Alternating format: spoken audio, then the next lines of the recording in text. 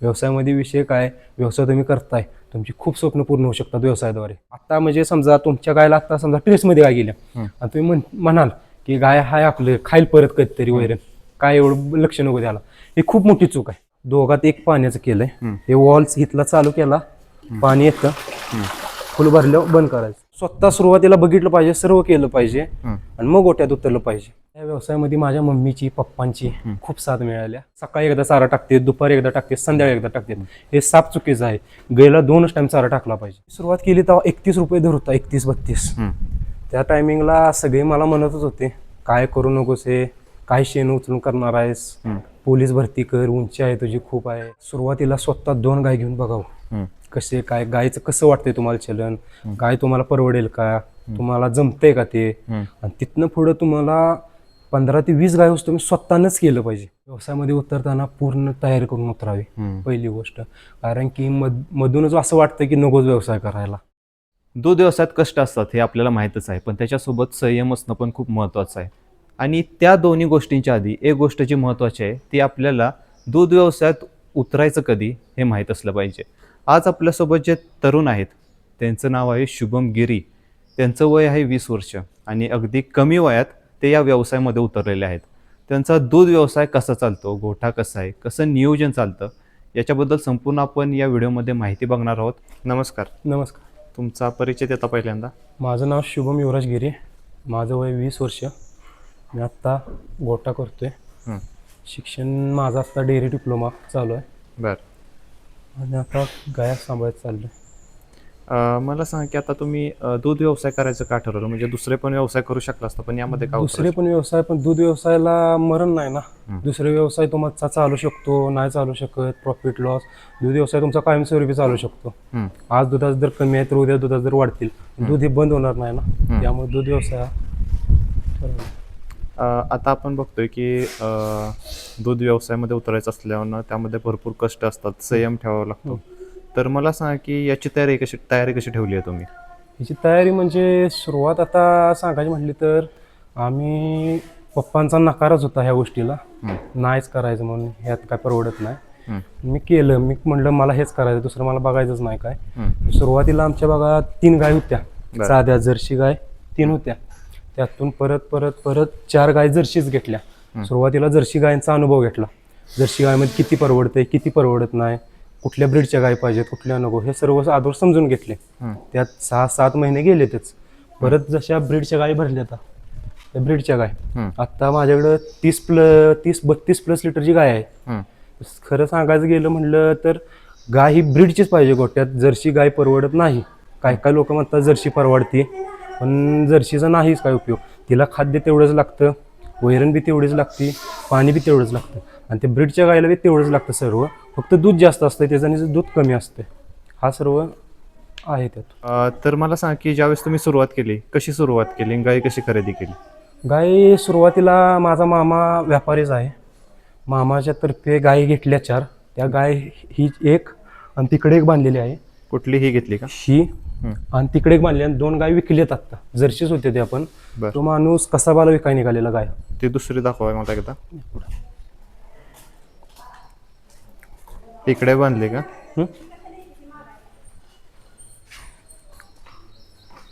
म्हणजे या 2 गायी तुम्ही पहिल्यांदा घेतल्या. हा, ही एक गाय. ह्या गाय 2 म्हणजे 4 घेतलेल्या, ह्या 2 आहेत आता, 2 विकले आता. तो माणूस कसाबाला विकाय निघालेला गाय, 4 पण. ह्या मामा म्हणला कसाबाला विकू नका, माझा बादचा घेईल गाय. मग मी गाय हे खरेदी केली त्या टायमिंगला. एक गाय पडली आम्हाला 22,000ला, एक गाय पडली.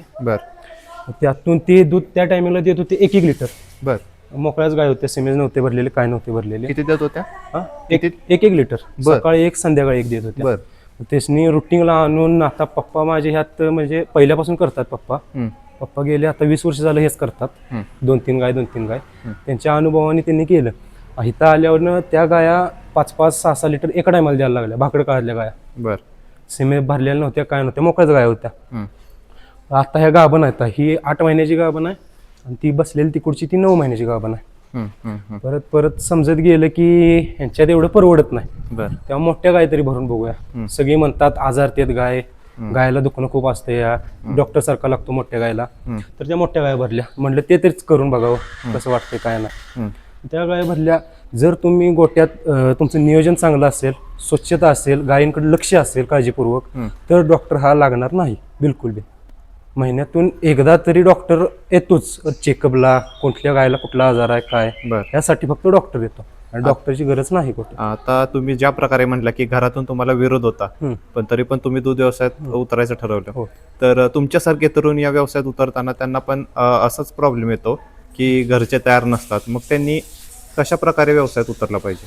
व्यवसायात उतरताना सुरुवातीला तुम्ही बघितलं पाहिजे बाकीच्या गोट्यांत जाऊन काय परवडते काय नाही, कुठल्या पद्धतीने गोठा बांधला पाहिजे, काय केलं पाहिजे, हे सर्व बाकीच्या गोट्यात जाऊन फिरून बघितलं पाहिजे. तुम्ही डायरेक्ट तुम्ही आला मला गोठा टाकायचा आहे असं टाकू कोणीच शकत नाही, किती बी असू दे पण टाकू शकत नाही तो. त्यामुळे स्वतः सुरुवातीला बघितलं पाहिजे, सर्व केलं पाहिजे आणि मग गोट्यात उतरलं पाहिजे. आणि त्यात पण तुमचं करायचं धाडच असलं, तुम्हाला करू वाटलं, म्हणजे काय होतं महिनाभर तुम्ही करता, महिना 2 महिने, परत करू नाही वाटत, बास नको हे कटा येतोय खूप, काम खूप लागतंय. पण हे तुमचं जर तुम्ही व्यवस्थित करत गेला तर भविष्यात खूप फायदा आहे या दूध व्यवसायाचा. सुरुवातीचा मेन मुद्दा म्हणजे मस्टायडीज. खूप प्रॉब्लेम आहे मस्टायडीजचा. तुम्ही गाईचं दूध नीट चिटलं नाही, गाई शेणात बसली तुमची, मस्टायडीजचे खूप प्रॉब्लेम आहेत. त्याला डॉक्टरचा खर्च सर्व काही काही स्थान जातं गाईचं, हे तुम्ही पहिली काळजी घेतली पाहिजे. दुसरी गोष्ट म्हणजे गायचा आहार, ती दूध किती देत्या त्या ह्यानं तिला पोळी किंवा तुमचा काय भरडा असेल तो सर्व टाकला पाहिजे. गायला 15 किलोच्या आत किंवा 15 किलोच्या 15 किलो या टायमिंगमध्येच वैरण टाकली पाहिजे. ह्याच्यापेक्षा जास्त टाकली उपयोग नाही. आणि दिवसाला 2च टाइम गायला वैरण टाकली पाहिजे. ज्यावेळेस तुम्ही सुरुवात केली मला सांग की तुमचं शेड कसं होतं आणि शेड आमचं पुढे कसं नियोजन केलं? शेड आमचं खूप छोटं होतं. 7 ते 8 गाय बसवत होत्या फक्त. पुढं पुढं जसं वाढवत गेलो तसं कळत चाललं ह्यात फायदा आहे, त्यात तोटा नाही बिलकुल बी. म्हणून पुढे हे नियोजन घेतलं. हा आता शेड दिसतच आहे तुम्हाला केवढं मोठं बांधलंय. आता तेच चालतंय. साधारणतः किती खर्च आला आपल्या शेडला? आपल्या शेडला 15 लाख रुपये आला. बरं, मग हे गुंतवणूक कशी केली तुम्ही, कसं नियोजन केलेलं आर्थिक असेल ते? आर्थिक सुरुवातीला कर्जच काढलेलं, कर्ज काढून आता हे बनवलेच. आता काय ह्यांच्याच पैशातून कर्ज फेडत जायचं. ज्यावेळेस तुम्ही गोठा बांधायचं ठरवलं, मला सांगा की कोणत्या कोणत्या गोष्टींची काळजी घेतली गोठा बांधताना? म्हणजे आपल्याला गव्हाण कशी पाहिजे, काय पाहिजे? या गोष्टी बाहेर गोटे फिरलो मी, गोटे फिरून मला अनुभव आला खूप. त्यामुळे आता पाणी दाखवायला आपल्याला ताप होतो. 3 टाइम पाणी दाखवायला लागतं, 4 टाइम पाणी दाखवायला लागतं. गाय पितेच. परत तुम्हाला सांगतो वैरणीचं 2च टाइम करायला पाहिजे. ती गव्हाण आता हे पाण्याला केलंय बघा, एका गायला 1 खायला, दोघात 1 पाण्याचं केलंय. हे वॉल्स इथला चालू केला, पाणी येतं, फुल भरल्यावर बंद करायचं. 60-70 लिटर ह्यात पाणी बसतं. दिवसातून एकदा किंवा 2, सकाळी एकदा भरायचं, संध्याकाळी एकदा भरायचं. सकाळी भरलं तर संध्याकाळपर्यंत संपतं हे सगळं पाणी 2 गायात. परत संध्याकाळी भरायचं, परत सकाळी सोडून द्यायचं. हे रोज क्लीन करायचं आणि यात चुना मारून ठेवायचा, त्यामुळे शेवाळ्या लागत नाही. आता हे तुम्ही जे पाण्याचं व्यवस्थापन केलंय याच्यामुळे किती काय काय फायदा मिळतो तुम्हाला? ह्यातून एक मुद्दा म्हणजे काम वाचतंय खूप.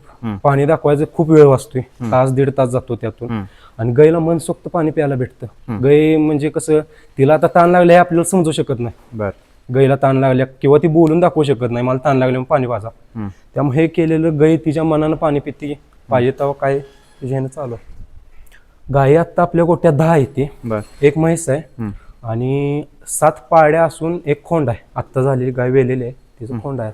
आता 1 म्हस का ठेवली? म्हस घरच्या खाण्यासाठी, घरी दूध खाण्यासाठी म्हस ठेवले. मग पूर्णपणे तुम्ही म्हशीतच का उतरायचं ठरवलं? नाही, म्हशीचा विषय काय आहे, म्हस घेतली तर जास्त केल्या तर बाहेर ठेवायला लागतो कंपल्सरी. गायचं स्वतः करू शकता मशीन लावून करायला लागतं. परत म्हशीची किंमत ही 2 लाख आहे 10 लिटर मध्ये. म्हणजे एका टायमाला 10 लिटर म्हस देते दूध, 2 टायमाला 20 लिटर, तिची 2 लाख किंमत आहे. आणि एका टायमाला 20 लिटर दूध देणार 1 लाख किंमत आहे गायची.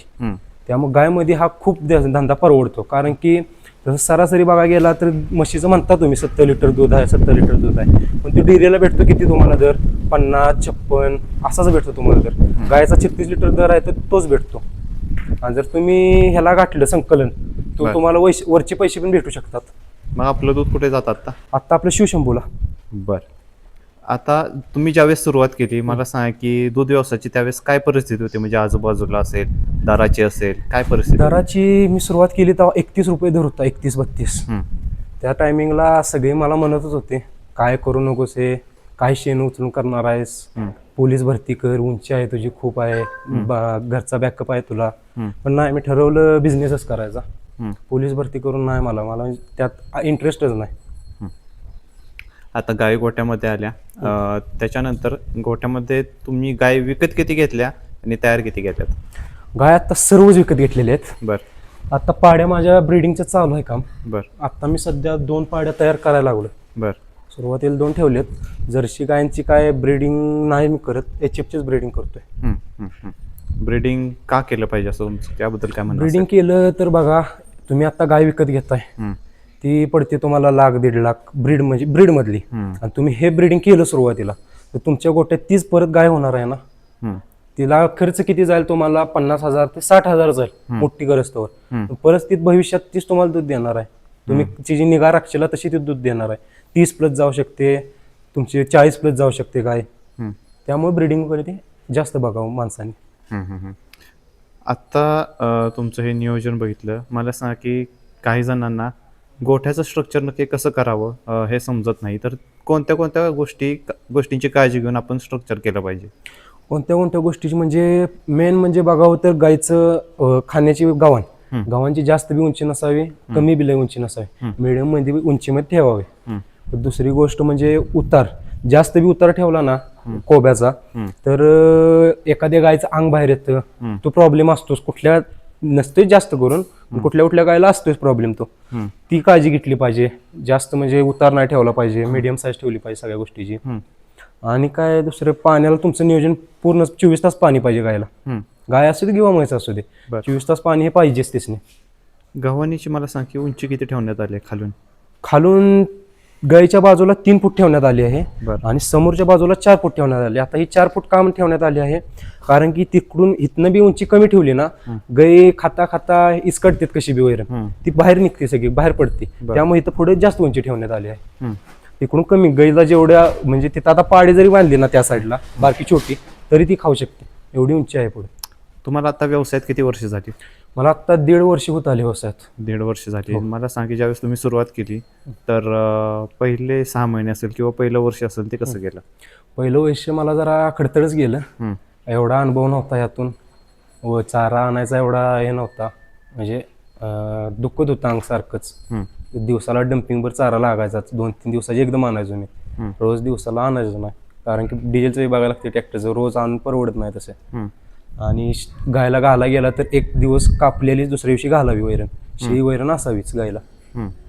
हा चाराचा अनुभव. आणि दुसरं सांगायचं म्हटलं तर गायचं सकाळी उठणं, 5 वाजता उठायला लागायचं, 5 वाजता उठून गोट्या जायला लागायचं, परत तेच टायमिंग संध्याकाळी ठेवायला लागायचं. टायमिंग चुकलं की दूध कमी आलं तुमचं. सकाळी आत्ताच जरी जास्त दिलं, सकाळी तुम्ही 5ला धारा काढल्या, संध्याकाळी 5ला नाही 6ला धारा काढल्या तुम्ही, दुसऱ्या दिवशी सकाळी परत 5ला धारा काढायला गेला तर दूध कमी येणार तुमचं. 1-2 लिटरला फटका बसतो तिथं. तर सर्व काळजी त्यात घेतली पाहिजे. तुमचं शिक्षण किती झालंय साधारण?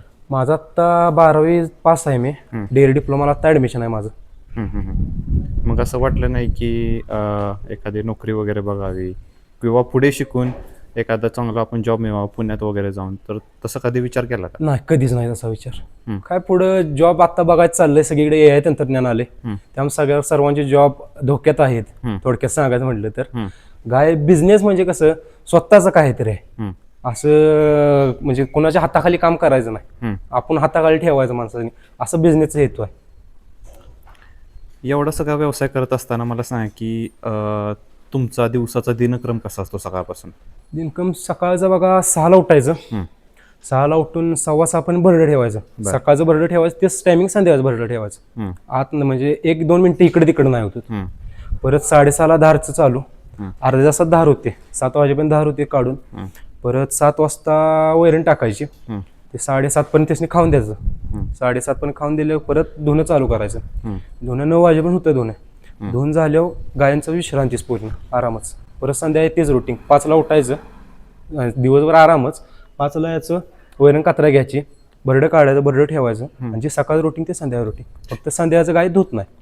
आता तुमच्यासारखे तरुण ज्यावेळेस एखादा व्यवसायामध्ये उतरायचं ठरवतात आणि त्यामध्ये पण ते दूध व्यवसाय ज्यावेळेस निवडायचं ठरवतात, त्यावेळेस त्यांच्या डोक्यात असा प्रश्न येतो की आपल्याला कुठे फिरायला जायला भेटणार नाही. खरंच आहे ते. जर तुम्हाला बिझनेस स्वतःचा करायचा आहे जर तुम्हाला त्यात पुढं खरंच यश मिळवायचं आहे तर हे तुम्ही सगळं सोडून द्यायचं. मित्र, बाहेरचं फिरणं सर्व सोडून द्यायला लागतं. तुमचा बिझनेस सेटल व्हाय 3-4 वर्षे तर जातातच. परत तुम्ही बाह्या ठेवताच गोट्या, तेव्हा तुम्ही फिरू शकता बाहेर. त्याच्या अगोदर तुम्हाला स्ट्रगल करावंच लागेल. बिझनेस करायचा म्हटलं तेवढं चालायचंच. चाऱ्याचं नियोजन कसं आहे आता? चाऱ्याचं नियोजन आता आपलं किलो टाकतो. एका वेळेला आपण 10 किलो चारा टाकतो आणि 5 किलो मुरघास टाकतो. आणि दिवसाला नाही म्हटलं 300 किलो चारा जातो आपला. चारा कुठे? घरचं क्षेत्र आहे? घरचं क्षेत्र आहे सर्व. किती जागेत नियोजन केलंय चाऱ्याचं? 1.5 एकर मध्ये हत्तीगास लावलाय. बरं. अर्धा एकर मध्ये मक्का आहे आता. मक्का आपण मुरघास स्वतः वैयक्तिक करतो घरात. मुरघास बाहेर विकत आणत नाही.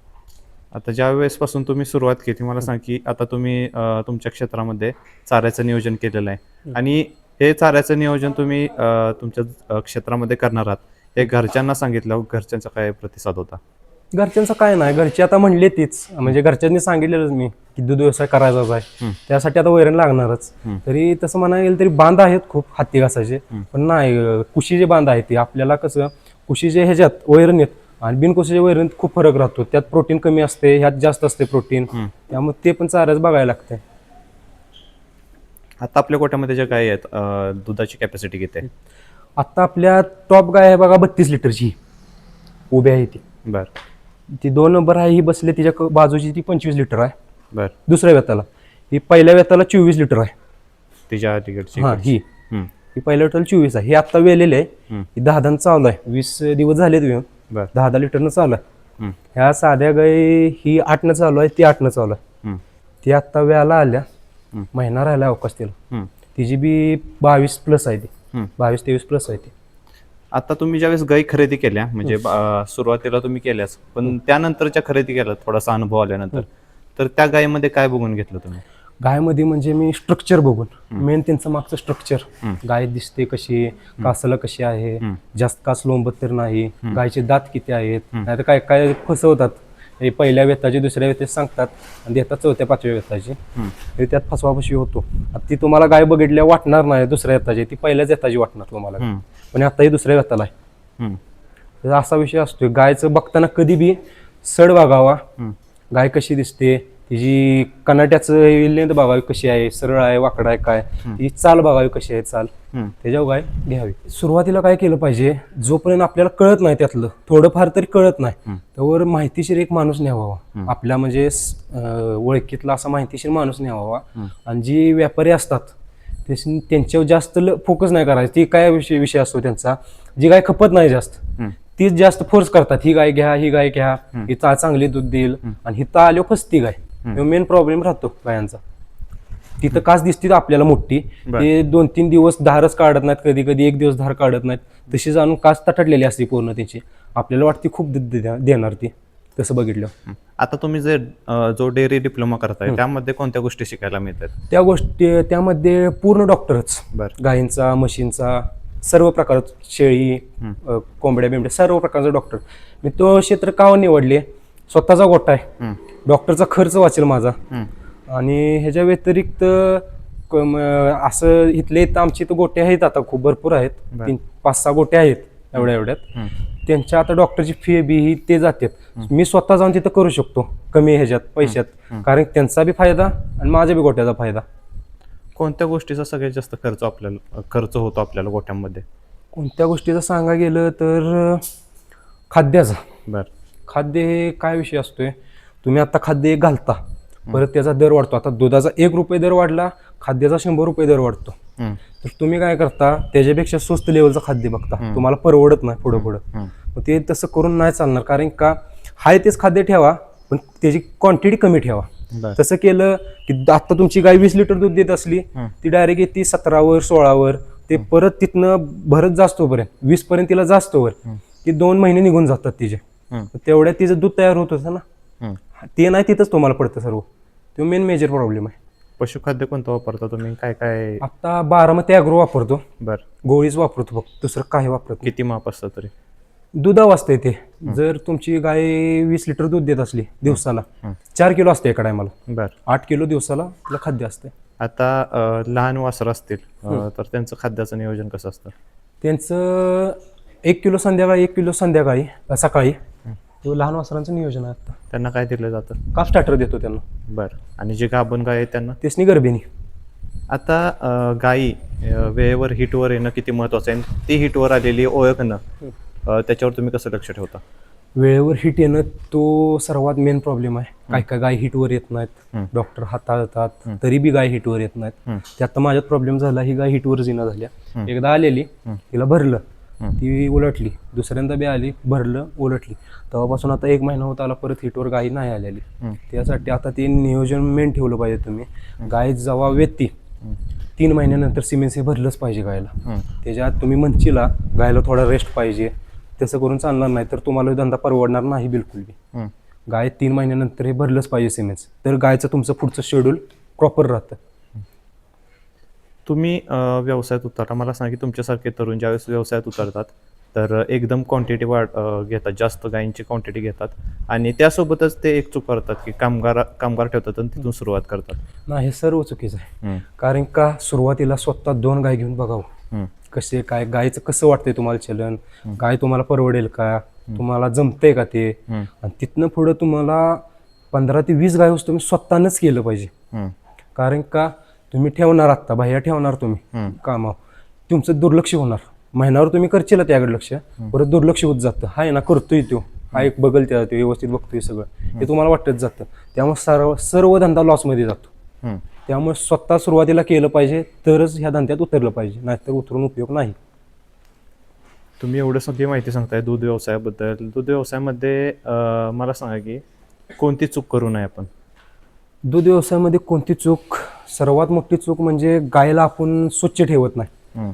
उन्हाळ्यात आता म्हणतो आपण गाय भरतीच सारखी, हे काय आता त्यांचं शरीर पांढरं आहे तेव्हा भरतीत ते. डेली गायला धुतलंच पाहिजे, त्याने गाय फ्रेश राहते, दिवसभर फ्रेश राहते गाय. आणि दुसरं म्हणजे धार काढून झाल्या गायला बसून द्यायचं नाही. गाय धार काढून झाल्यावर बसली तर मस्टर्डाइज होण्याचे खूप चान्सेस आहेत. कारण की धार काढल्यावर ते सड ओपन राहतं अर्धा 1 तास, त्यात बसून द्यायचे नसते. त्या सडमध्ये बॅक्टेरिया जातोच, तुम्ही किती बी खालचं धुवा, खाली बॅक्टेरिया राहतोच थोडाफार. तो त्या सडात जाऊन मस्टर्डाइजचा प्रॉब्लेम होतो, त्यातून थान बी जाऊ शकतं. आपल्या गोठ्यामध्ये आतापर्यंत आजार आले कोणते? आपल्या आत्ता गोठ्यामध्ये आजार ताप आणि स्ट्रेस, दुसरा कोणताही आजार नाही. मस्टर्डाइजचा आत्ता आपल्याला एकदा बी आजार नाही आलेला. मला सांगा की असं कधी वाटलं का की एवढ्या 1.5 वर्षात की नाही आपल्याला जमत नाहीये, आपण बंद करून दुसरं काहीतरी करूया? वाटलेलं तसं महिन्यामध्ये वाटलेलं, खूप कामाला ट्रेस होता, वैरण आणायला जायला लागायची. तरी माझ्या पप्पांची मम्मीची मला साथ होती गोट्यात, ते पण करू लागत होते मला. इकडे मी वैरण आणायला गेलो तर पप्पा गोट्यातलं सर्व शेण बिन उचलायचे, मम्मी दारा काढू लागायची कधी उशीर झाला तर. ते ट्रेस होताच. परत परत वाटू लागलं एवढं सगळं केलंय कशासाठी, मग जर मधनच माघार घ्यायचे तर सुरुवातीपासून काम केलं एवढं. हे मध्ये परत मनात विचार घेतला आणि पुढे करतच चालू आहे. आता ह्यातून माघार घ्यायची नाही कधीच. काय काय स्वप्न आहे यातून खूप स्वप्न आहे. आता पहिलं स्वप्न म्हणजे गाडी घ्यायची आहे मला. गायांचे जेवण तिथं गाडीच्या मागं नाव लिहायचं आहे गोट्याचं, आपलं डेअरी फार्मचं. हे पहिलं स्वप्न. दुसरं स्वप्न म्हणजे मम्मी पप्पांची सर्व इच्छा पूर्ण करायची, दुसरं स्वप्न. तिसरं स्वप्न म्हणजे असं बाहेरून आल्यावर बघून वाटलं पाहिजे आपल्याला, बास केले तेवढं बास आहे आता, असं वाटलं पाहिजे आपल्याला. दररोजचं आता दूध किती जातं? आत्ताच आपलं कमी दूध आहे, कारण की आता भाकड काळ जास्त आहे. ही एकच गाय वेलेली आहे, हिला बी सिमेंट भरले आता 3 महिने झाले देऊ, आणि हिला बी सिमेंट भरले, ही 3 महिने झाले देऊ. आता तरी 40 लिटर एका टायमाला जाते, 2 टायमाचा 80 लिटर आहे. दर किती मिळतो? दर 36 रुपये आणि संकलनाचे 1 रुपये मिळतात, म्हणजे 37 रुपये दर जातो. आणि फॅट एसने पिते? फॅट आपली लागती 394, 394 एसने 8.5. साधारणतः महिन्याकाठी उत्पन्न किती मिळते यातून? महिन्याकाठी 1 लाखचं उत्पन्न येते. त्यातून नाही म्हणलं तरी 28 ते 25 हजार पर्यंत खाद्य जातं. खाद्याचं आपलं आता कॉस्ट कमी आहे भरपूर, मध्ये 22,000 पर्यंतच खाद्य जात होतं आपलं. परत म्हणायला गेला तर आत्ता गोट्यावर बाह्य आहे. आता मी डेअरी डिप्लोमाला ऍडमिशन घेतले, त्यामुळे जरा इकडे जरा लक्ष कमी आहे, जरा तिकडे जरा फोकस जरा चांगला चाललाय. आता बाह्य आहे, पप्पा लक्ष ठेवतातच गोट्यावर. मी असतोय दुपारचा असतोय, संध्याकाळचा असतोय गोट्यावर, फक्त सकाळचं कॉलेजला जातो. आणि दुसरी गोष्ट म्हणायला गेलं तर कडबा आता विकत घेतलाय बघा, 4,000 की कडबा घेतलाय विकत. ते जे आता कुट्टी करून ठेवले तिकडे दिसतेच तुम्हाला कुठे. आणि मशीन आहे आपल्याकडे मोठी ट्रॅक्टरची, कारण की साधी मशीन घ्यायची म्हटलं तिनं घास पडतो मोठा तुमचा 1.5 mm 1 mm असा घास पडतो. ती जनावरांनी टाकली, त्यातली तुमची समजा 15 किलो टाकलीचा वैरण, 10 किलो टाकलीचा वैरण, त्यातली तुमची 4 किलो मात्रच होती, खातच नाही ती, कांड्या राखते तीच, पाला फक्त फुकून फुकून खाते ती. आणि जर बारीक कुट्टी असली अर्धा mm त्याच्यापेक्षा बारीक, आता ही बघा आपली कुट्टी, हे बघा अर्धा mm पेक्षा बारीक आहे. आता आपली कुट्टी बिलकुल बी पुढे काही राहत नाही, पूर्ण चकाचक. सकाळी टाकलं तुम्ही 1 तासात गाया कुट्टी खाऊन निवांत. आता तुम्हाला गाई हे उभे राहिलेत म्हणजे आता आपण आलोय त्यामुळे ते कॅमेऱ्यामुळे उभे राहिलेत, नाहीतर एक गाय तुम्हाला उठलेली दिसणार नाही. संध्याकाळी 5 वाजल्यात तवा गाया उठतात. दूध व्यवसायामध्ये पशुखाद्याचा किती रोल असतो महत्वाचा? आणि तुम्ही आपण जसं की मगाशी म्हणत होता की स्वस्त पशुखाद्याकडे होतात दर वाढले की, तर स्वस्त पशुखाद्याकडे वळणं योग्य आहे का? नाही योग्य. कारण का असतंय, तुमची आता गाय वेळली आणि तुम्ही सुरुवातीला एक खाद्य ठेवलंय मेंटेन गायला, ते अचानक बदलणं हे गायला बी सूट होत नाही ना खाद्य. म्हणजे सुरुवातीला आता समजा तुम्ही रोज खातायचा चपाती खातायचा, भात खातायचा, अचानक तुम्ही दुसरीकडे गेलासा, बाहेरच्या देशात गेलासा आणि तिथलं खायला लागला असं काय तुम्हाला सूट होणार आहे का? ते सुरुवातीला तुम्ही आजारीच पडणार. ते तसं आहे त्यांचं. त्याच्याने ती गोळी बदलली तर दूध कमी होतंय. त्या खाद्याकडे वळणच चुकीचं आहे, स्वस्त खाद्याकडे. आता जे पशुखाद्य आपण निवडतो ते त्या पशुखाद्यामध्ये आपण काय बघून ते निवडलं पाहिजे? खाद्यामधलं प्रोटीन, बर, खाद्यात फॅट किती आहे, बर, खाद्यात कोणकोणते घटक आहे, विटॅमिन सी आहे का, बी आहे का, डी आहे का, हे सर्व बघितलं पाहिजे. मग ते खाद्य निवडलं पाहिजे. युरिया नाही ना खाद्यात, हे मेन गोष्ट आहे. जर खाद्यात युरिया असला तर गाय तुम्हाला दूध देईल, नाही असं नाही, जास्त दूध देईल, देते तेवढ्यापेक्षा जास्त देईल, पण गायींची तब्येत बरोबर राहणार नाही. तर तब्येतीला खूप प्रॉब्लेम आहे. आता काही गायींचं काय होतं की खातात पण भरपूर, चारा भरपूर खातात, खाद्य पण भरपूर खातात, पण दूध जास्त देत नाही. तर त्यामागची कारण काय? त्यांचे व्यवस्थापन चुकीचे असेल सुद्धा. बरं, त्यात खूप मोठी गोष्ट आहे. कारण की गायला जास्त उशीर आराम करेल तेवढं दूध गाय देणार. आता तुमची गाय रात्रीचं आपलं 9-8:30ला काम होतं, 8:30 ते सकाळी 6 वाजेपर्यंत आराम असतो गायला. 8-9 तास आराम भेटतो सकाळचा, संध्याकाळचा तोच आराम आहे. सकाळी 9ला काम होतं, 8 तास आराम भेटतो दिवसभर. जेवढा आराम करेल गाय, जेवढं रवत करेल, जेवढं पचन होईल गायचं, तेवढं दूध तुम्हाला भेटतं गायमधून. तुम्ही नाहीतर काय काय करतात काय माणसं, गाय खायला जेवढं दूध देते असं म्हणते ती, दिवसभर सकाळी एकदा चारा टाकते, दुपारी एकदा टाकते, संध्याकाळी एकदा टाकते. हे साप चुकीचं आहे. गायला 2च टाइम चारा टाकला पाहिजे. कारण की ती खादाडीत जात आहे थोडक्यात म्हणायचं म्हटलं तर. टाकशीला तेवढं ती खातच जाणार. तो गायचा मेजर प्रॉब्लेम आहे. आणि तुम्हाला म्हणजे कसं विषय, किलोमध्ये मापूनच टाकली पाहिजे रोजची वैर.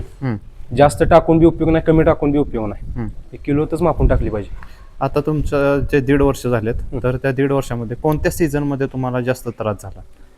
1.5 वर्षात तुम्हाला सांगू का, उन्हाळ्यात खूप जास्त त्रास झाला. बर, नुसता चारा लावलेला, हे आम्हाला वाटलं आता बांध खूप आहेत हाती घासाचे, पुरतील ते, पण ते तसं शक्य झालं नाही. वैरण बी संपत आली, काय करायचं डोकं चालत नव्हतं. मग चारा लावला त्या टायमिंगला, आणि वैरण कुठनं आणायची नक्की येत होत नव्हतं ना, कारण त्या टायमिंगला दर वाढलेले आहेत, चाऱ्याचे खूप दर वाढलेले आहेत, आणि बाहेरनं विकत आणून घालायला परवडत नव्हते त्या टायमिंगला.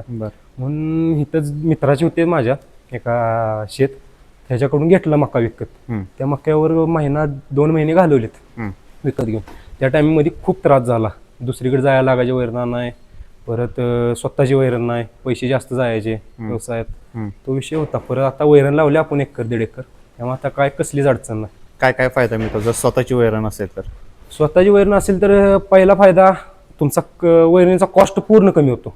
कारण स्वतःची वैरण गाईचं शेण मिळणारच आहे तुम्हाला, खत म्हणून वापरायचं रानात, खत तुम्ही टाकणारच आहे रानात. त्या गाईला कधी चारा कमी पडू शकत नाही. तुमचा आता समजा बाहेरची वैरण आहे, आज तुमचं आता संपत आल्या, विकत घेतल्या तुम्ही बाहेरची वैरण, संपत आल्या ती वैरण, दुसरीकडे बघायला तुम्हाला ताप जातो.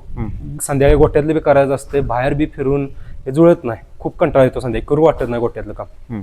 आणि स्वतःची वैरण असल्यावर कसं जायचं, सकाळ गोट्यातलं काम उरकायचं, तसंच जायचं वैरणीला, वैरण घेऊन यायची 2 दिवसाची, आणि काय दिवसभर आपलं रुटीन आहे तेच.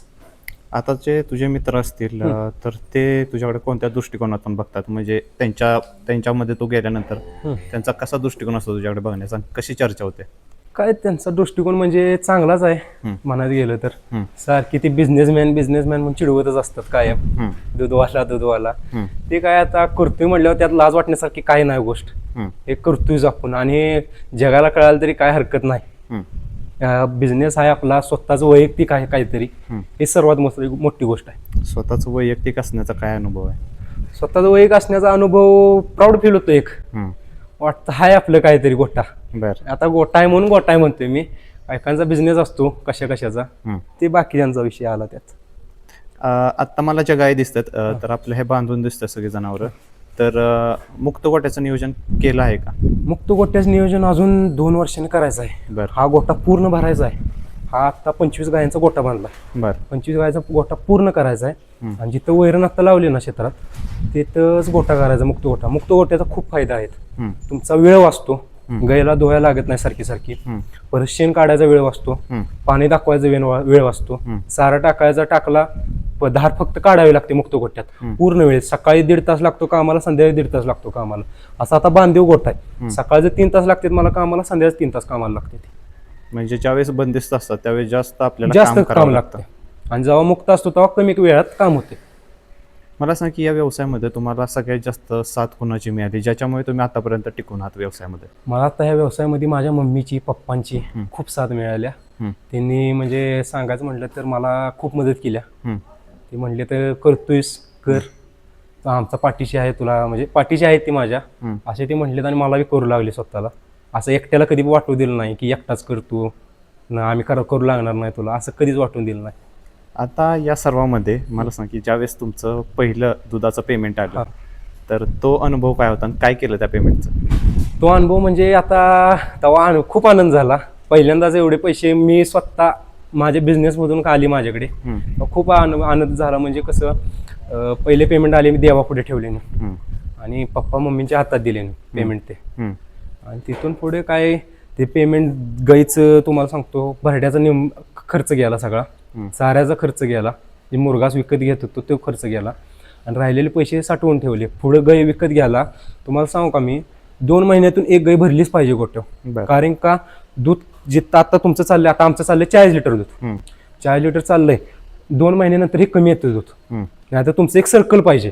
आता समजा ह्या गाय सिमेंट भरली आता, तर दुसरी गाय व्यायलाच पाहिजे, एक तरी गाय व्यायलाच पाहिजे, असं सर्कल पाहिजे. सर्कल नसलं तर तुम्ही फसला गोट्यात त्या. मग आता तुम्ही जे ब्रीडिंगवर काम करताय, मला सांग की तुमचं टार्गेट काय, म्हणजे या लिटरची गाय आपल्याला गोट्यामध्ये पाहिजे, म्हणजे करायचीच ते आपल्या 60 लिटरची गाय गोट्यात पाहिजे एक टाइमला. किती? 60. बरं. एक टाइमला हे गोट्यात पाहिजेच. कारण की विषय काय आहे, तुम्ही आता ह्या गाय बी बघताय, ह्या गायसनी बी तेवढंच चारा लागणार आहे तुम्हाला, आणि त्या ब्रीडच्या गायला बी तेवढंच चारा लागणार. खाद्याचं मी ऑफकोर्स म्हणतोय तुम्हाला जास्त लागणार, कारण तिचं दूध बी तेवढं आहे. तर आता ह्यांचं दूध किती 6 लिटर 8 लिटर असं दूध असते, त्यावेळेस गोळी कमी लागते, खाद्य कमी लागतं त्यांचं. आता तुम्ही म्हणता ब्रीड गाय सारखे आजारी पडतात, सारखा डॉक्टर लागतो, हे तुमच्यावर डिपेंड राहतं. तुम्ही गायची व्यवस्थापन कशी करताय, गायची स्वच्छता कशी ठेवताय, गाय म्हणजे लक्ष किती तुमचं गायकडे आहे त्या. आता म्हणजे समजा तुमच्या गायला आता समजा ट्रेसमध्ये गाय गेल्या आणि तुम्ही म्हणाल की गाय हाय आपलं खाईल परत कधीतरी वैरण, काय एवढं लक्ष नको द्यायला, ही खूप मोठी चूक आहे. तुम्ही लक्ष त्या टायमिंगला द्यायला पाहिजे. कुठली गोळी आहे डॉक्टरच्या सल्ल्यानं आणून चारायलाच पाहिजे गायला, तर ती गाय तुमची आजार कमी राहील गोट्यात, आणि डॉक्टरचं बी येणं जाणं कमी राहील. माझ्या आता गोट्यात फक्त सिमेंटसाठी डॉक्टर येतात, बरं, बाकी काही नाही. आता मी स्वतः डॉक्टरच्या ह्यानं करतोय म्हणल्यावर मला इंजेक्शन द्यायला येतं, परत IV द्यायला येते, सर्व प्रकार मी करतो, गोळी चारा येते, फक्त सिमेंटसाठी डॉक्टर येतात. आता नवीन तरुण ज्यावेळेस या व्यवसायात उतरतात, एक प्रॉब्लेम असा येतो की गायींना जो आजार झालाय ते ओळखता येत नाही, किंवा नको म्हणतात डॉक्टरांना लगेच नको बोलवा, 1-2 दिवस वाट बघू. ती सुरुवातीला भीती वाटतीच, मला बी खूप भीती वाटायची. आता ही गाय उभी दिसते तुम्हाला, ती वेलेली सुरुवातीला तेव्हा वासरू अडकलेलं, वासरू निघत नव्हते, तेव्हा भेलेलो खूप मी. सुरुवातीला पहिल्यांदाच अनुभव, आणि ते बी मोठ्या गायचा कधीच अनुभव नव्हता. ते डॉक्टर बोलवले, डॉक्टरांनी काढले, आणि वार तिची 1.5-2 दिवस झाली पडलीच नाही वार. तेव्हा खूप भीती वाटली, काय आता गाय वाचत्या का मरत्या काय होत्या. शेवटी डॉक्टरांनी बोलवलं, डॉक्टरांनी हात घालून काढले. डॉक्टर म्हणले जेवढी नॅचरल वार पडेल तेवढी गायसाठी चांगली असते, कारण की जेवढी नॅचरल पडेल तेवढं दूध गाय पुढे देते, आणि तुम्ही जर हात घालून काढलीसा वार तशीच तर दुधाला कमी पडते गाय, हे राहतो. आणि तशी तवा खूप भीती वाटली गायची. गायनं महिनाभर खूप दमवलं, नाही म्हणलं तरी गायनं 5-6 हजार रुपये खर्च घालवला असता त्या टायमिंगला. ती काय सुरुवातच होती, तेव्हा काय एवढं कळत नव्हतं त्यातलं, त्यामुळे एवढा खर्च गेलाच. आणि परत आता गाय ती 30 पिळली मी, 30 पिळली. तिचं ॲव्हरेज आहे आता 35चं, सांगताना सांगितलं 35चं, 30 पिळल्याच गायला. ती आता तिची डिलिव्हरी ही झाली सगळी, नर्वस टाईपच. हम्म. त्यामुळे ते आता पेतानाच कमी पिळ येतात. आता तुम्ही म्हटला की ब्रीडिंग करून ब्रीडिंगद्वारे 60 लिटरपर्यंतची गाय मला तयार करायची, पण आता जे नवीन यामध्ये उतरतात तर ते काय करतात, 60 लिटरची गाय एखाद्या व्यापाऱ्याकडे बघतात आणि खरेदी करतात, तर त्यामध्ये कोणती रिस्क असते? त्यामध्ये गाय 60 लिटर दिलंच का ही म्हणजे कोणच सुद्धा गॅरंटी देऊ शकत नाही तुम्हाला की आता तुम्ही आला माझ्याकडे दूध घेण्या गाय खरेदी करायला. मी समजा व्यापारी आहे, मी तुम्हाला म्हणलो ही गाय देत्या 20 लिटर, जर्शीच गाय आहे 20 लिटर दूध देत्या आणि ती कास बीस मी आपली फुगवून केल्या, म्हणजे खाद्याद्वारे बी कास होती, फुल इंजेक्शनद्वारे बी कास होती, बनवायला येते कास तशी दिसती. तर गाय तिथं गेल्यावर दूध देत नाही ना, तो खरा मेजर प्रॉब्लेम आहे. व्यापारी खूप फसवतात. आदर तुम्ही गायचं जाऊन दूध चेक केलं पाहिजे, किती देते किती नाही. आता ही गाय बसली का नाही, ही वेलेली मी पहिल्या वेताला मला पटलंच नव्हतं 25 लिटर देईल. त्यामुळे मी तो काय म्हणला, व्यापारीच होता, तुम्ही सकाळ संध्याकाळ येऊन बघा गाय धार किती देत्या, त्याच्यावर तुम्ही गाय न्या. सकाळी गेलो संध्याकाळी गेलो, गायीनं तेवढीच धार दिली, कमी नाही जास्त नाही. तुमचं पूर्ण मला स्ट्रक्चर दाखवता आणि गायी कसं नियोजन आहे ते एकदा दाखवता, तुमच्या गोट्यामध्ये असलेल्या गायी वगैरे सगळं. हे स्ट्रक्चर बघा, हे पाण्याला केलंय. बाहेर टाकी आहेत 2000 लिटरची, 4000 लिटरची टाकी आहे. हे पाण्यासाठी केलंय, 2 गायमध्ये 1 पाण्याचं आहे. हे चाऱ्याचं आपलं आहेच. गायचं तिथं एसटीपी आहे, एसटीपी बाहेर लावलाय सगळं, आत अडचण नको, जास्त किचकिच नको म्हणून एसटीपीची पाईप डायरेक्ट बाहेरून आत घेतले, ती पूर्ण तिथंपर्यंत जाते. आणि हा फॉगर फक्त उन्हाळी चालू करतो. आता पावसाळ्यात चालू केल्यावर गायला सर्दी होऊ शकते, ताप येऊ शकतो गायला, त्यामुळे आता पावसाळ्यात बंद आहे. पंख लावले ती, पण पंख्यांपेक्षा फॉगरचा जास्त फायदा आहे. पंख्यांमुळे फक्त तेवढ्याच हवा पडती, फॉगरमुळे पूर्ण तुमचा गोटाच गार पडतो असा, तो एक म्हणजे चांगला आहे. दुसरी गोष्ट म्हणजे मी काटा ठेवलाय बघा तिथं, मुरगास बी रोज 5 किलो मापूनच टाकतो आणि चारा मी 10 किलो मापूनच टाकतो प्रत्येक गायला. ही पाटी आहे, ह्यातून चारा टाकतो. आणि इकडे भरडे आहेत बघा खाद्य सगळे, इकडे खाद्याचं आहे, तिकडं गोळ्या औषध आहेत, ते सगळे एकदमच आणून ठेवतो. कधी काय झालंच म्हणजे आपल्याला वाटलं जातं गाय अशी वाटते आपल्याला, म्हणजे नरमल्या गाय थोडीफार लगेच. आता मला एवढं करतोय, 1.5 वर्ष झाले करतोय म्हटल्यावर मला कळतंय जाता गायला काय होते काय नाही. त्यामुळे मी सर्व प्रकारचे औषधं आणून ठेवलेत. गायचं तसं काय चलन वाटलंच लगेच यातून गोळी काढायची किंवा इंजेक्शन घ्यायचं, गायला टोचायचे. सर आता हा जो मध्ये स्पेस ठेवलाय, तर या मागचं नियोजन कसं केलेलं तुम्ही? ह्या मागचं नियोजन म्हणजे शेणाचा गाडा आता आपलं इथं उकिरडा नाही ना, इथं घराजवळ आहेत, त्यामुळे उकिरडा बाहेर आहेत इथं मागं. आणि ह्यातून समजा कदाचित ट्रॉली बिली असं म्हणजे शेणाचा गाडा जावा, तिथून भरून निघावा, गाय म्हणजे अडचण नाही व्हावी गायला आत नेताना बाहेर आणताना, त्यासाठी जागा ठेवल्या. ह्यातून तुम्ही छोटा ट्रॅक्टर बी नेऊ शकता. 4 फूट ही जागा आहे. हा ट्रॅक्टर बसू शकतो? हो बसू शकतो, ट्रॅक्टर बसू शकतो, ट्रॅक्टरची ट्रॉली बसू शकते मागची. म्हणजे छोटा आपला गाडा बनवायचा म्हटला तर ट्रॅक्टरला. हे किती अंतर ठेवण्यात आले? हे 4 फूट, 4-4.5 फूट. 4-4.5 फूट. आणि प्रत्येक गायीमधील अंतर असेल किंवा मागपर्यंत गव्हाणीपासून माग असेल ते किती अंतर ठेवण्यात आले? ते 10 फूट ठेवले, कारण की का 10 फूट आता म्हणतात जास्त अंतर आहे, पण शेण आता कमी ठेवलं असं तुम्ही अंतर. मागं नाला येतो तुमचा लघवीचा, धुन्या बिन्याचा सगळा नाला येतो मागं, त्यामुळे गाय भरतीच लवकर. आणि जास्त पेस्ट ठेवला म्हणजे कसं शेण ओढून तुम्ही मागं लावू शकता, तुम्ही एक टायमाला भरू शकता ते कधी पण. हा फायदा आहे त्याचा जास्त अंतरचा. आणि जी लहान वासरं आहेत ते तिकडे आहेत? हा इकडे आहेत लहान वासरं सर्व. त्यातली तुम्ही तयार कोणती करत आहात ती एकदा दाखवा मला.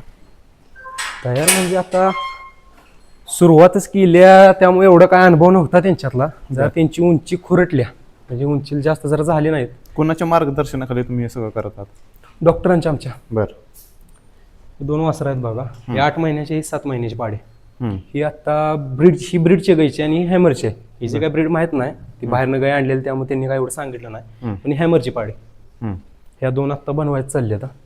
आणि आपली देशी गाय साधी खिल्लार ठेवावीच प्रत्येकानं गोट्यात, कोणाचा बी गोटा असू ना किती बी असू दे, खिल्लार आणि गिर गाय मी ठेवली अशी गोट्यात. आपली आई म्हणतो आपण गायला, ठेवावीच.